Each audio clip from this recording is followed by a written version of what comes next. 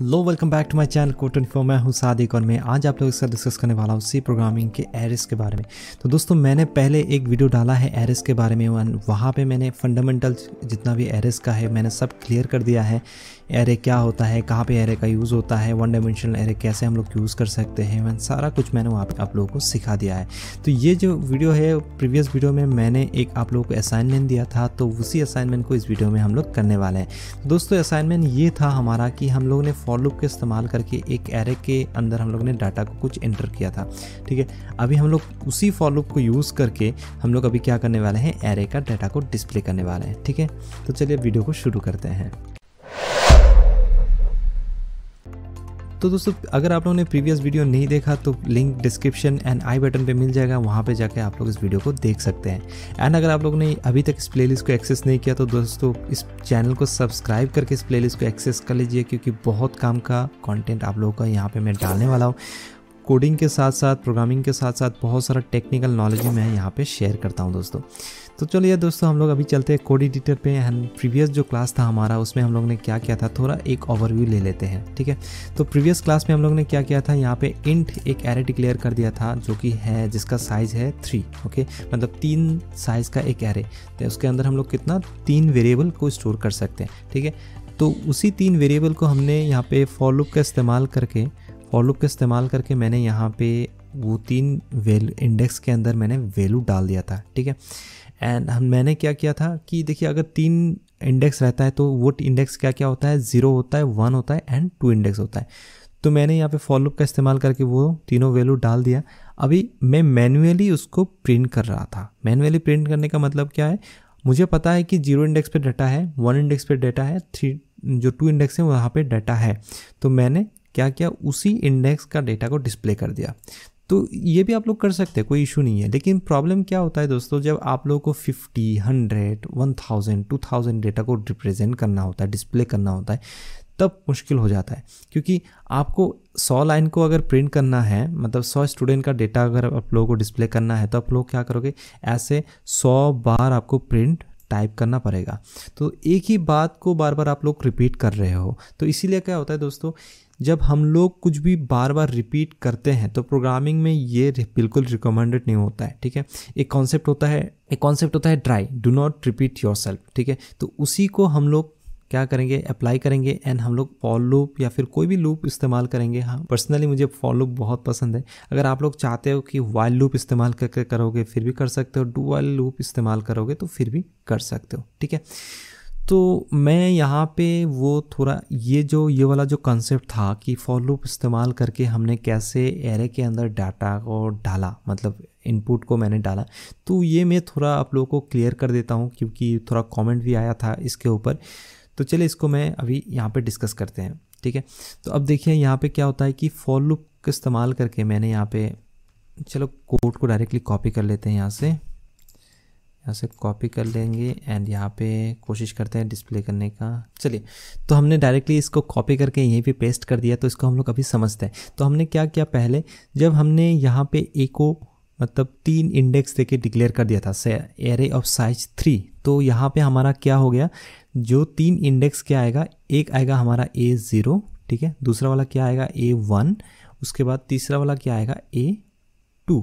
ठीक है, अब यहाँ पे अगर ऑब्जर्व करेंगे तो हमारा इंडेक्स जो है यहाँ पे 0, 1 एंड 2 आ रहा है। तो अगर हम लोग फॉर लूप को ऐसे घुमाते हैं, आई को 0 से शुरू किया <3 तक एंड i++ करके अगर हम लोग फॉर लूप को चलाते हैं, तो i का वैल्यू जो है यहाँ पे 3 वैल्यू ले रहा है। एक होता है 0, एक होता है 1, एक होता है 2। तो एग्जैक्टली ये जो वैल्यू है हमारा इंडेक्स का एंड i का वैल्यू जो है ये मैच कर रहा है। तो इसीलिए क्या हो रहा है, यहाँ पे जो है स्कैनफ करके हमने %d रखा था यहाँ पे, एंड उसके बाद फिर हम लोग ने and a and index of I रख दिया। ठीक है, तो यहाँ पे पहला दफ़ा जब ये फॉर लूप चल रहा है, तो पहली दफ़ा के लिए पहला जब आई का वैल्यू जब हमारा 0 है, तब यहाँ पे क्या वैल्यू हो रहा है, a एंड 0। ठीक है, ये हो रहा है। जब आई का वैल्यू 1 चल रहा था तो इंडेक्स का वैल्यू हमारा क्या हो रहा था, 1, एंड आई का वैल्यू जब 2 चल रहा था तब हमारा इंडेक्स का वैल्यू था 2, राइट। तो ऐसे करके हमें 3 इंडेक्स हम लोग फिलअप कर पा रहे थे। ठीक है। तो इसीलिए हम लोग यहाँ पे फॉर लूप का इस्तेमाल कर रहे थे एरे को भरने के लिए, ठीक है। तो आप लोगों को ये मतलब आसान सा कॉन्सेप्ट है, फॉर लूप के बारे में अगर आप लोगों को पता है तो ये बहुत एक सिंपल चीज़ है, ठीक है। तो ऐसे करके हम लोग ने एरे के अंदर डेटा को भर दिया था। तो अभी हम लोगों को क्या करना है कि ये तो डेटा भर गया, ठीक है, ये जो अभी एरे हैं ये हमें मिल गया है, इसके अंदर हमने कुछ कुछ डेटा डाल दिया है, ठीक है। तो इसी डेटा को अभी हमें डिस्प्ले करना है, तो हम लोग वही चीज़ फिर से कर सकते हैं, ठीक है। वही फॉर लूप का इस्तेमाल फिर से हम लोग कर सकते हैं। तो अभी हम लोगों को क्या करना है, हम लोग कैसे करेंगे, हम लोग एक फॉर लूप लिखेंगे जिसमें हम लोग मान के चलो जे डिक्लेयर कर लेते हैं, ठीक है। जे इज इक्वल टू 0 या फिर आई को भी कर सकते हैं, कोई इशू नहीं। J less than 3 and J plus plus, ठीक है। तो ये हमारा हो जाएगा, लूप क्रिएट हो गया। तभी जे का वैल्यू क्या क्या लेने वाला है, जे का वैल्यू पहली बार जब लूप चलेगा तो 0 होगा, उसके बाद जब लूप चलेगा तो 1 होगा, उसके बाद जब लूप चलेगा तो जे का वैल्यू 2 हो जाएगा। अभी यहाँ का ये 3 इंडेक्स का वैल्यू हमें मिल रहा है एंड वो वैल्यू कौन दे रहा है, जे दे रहा है, ठीक है। तो अगर हम लोग ऐसे कर दें, मतलब ए के अंदर अगर हम लोग जे को डाल दें लूप के अंदर, तो ये बार बार मतलब जे एक बार 0 होगा, एक बार 0 होगा, एक बार 1 होगा, एक बार 2 होगा, तो हमारा इंडेक्स का वैल्यू A0, A1, A2 ये तीनों मिल जाएगा, राइट। तो हमारा प्रिंट हो जाएगा डेटा। तो हम लोग डायरेक्टली क्या करेंगे, प्रिंट एफ, ठीक है, %d, जैसे हम लोग एक इंटेजर वैल्यू को डिस्प्ले करते हैं, %d एंड तो नहीं चाहिए हमें, यहाँ पे हम लोग क्या करेंगे, डायरेक्टली a उसके अंदर हम लोग j को डिस्प्ले कर देंगे, ठीक है। तो हमारा ये काम पूरा हो गया, ठीक है। चलिए ये सिंपल सा कोड है, बस 2 लाइन का कोड है। हम लोग डायरेक्टली फटाफट चलते हैं कोड एडिटर पे एंड उसको हम लोग पेस्ट करके देखते हैं कि कैसे काम करता है। ओके दोस्तों, तो यहाँ पे ये वाला जितना भी कोडिंग था हमारा, इसको रहने देते हैं, क्योंकि ये जो प्रोग्राम है ये आप लोगों के लिए मैं बनाया है। तो आप लोग जब प्रैक्टिस करोगे तो इसको देख के, इसको अनकॉमेंट करके आप लोग प्रैक्टिस कर सकते हो, इसमें कुछ भी इशू नहीं है, ठीक है। तो इसको मैं कॉमेंट ही रहने देता हूँ फिर, एंड इसको भी मैं कॉमेंट अभी कर देता हूँ, ठीक है। तो ऐसे करके आप लोगों को ये कोड भी मिल जाएगा। ओके, तो मैं क्या करता हूँ, इसी के नीचे इसको मतलब कोड को लिखता हूँ। तो अगर हम लोग इसको अभी रन करेंगे तो देखिए क्या होगा, सिर्फ हमारा डेटा लेगा, ठीक है। चलिए रन हो जा, तो इंटर डाटा, तो यहाँ पे मैं 25 डाल रहा हूँ पहला डाटा, उसके बाद फिर मैं 10 डाल रहा हूँ, उसके बाद फिर मैं 15 डाल रहा हूँ। ओके, हमने 3 डेटा को डाल दिया, लेकिन ये डेटा डिस्प्ले नहीं हो रहा है। क्यों नहीं हो रहा है दोस्तों?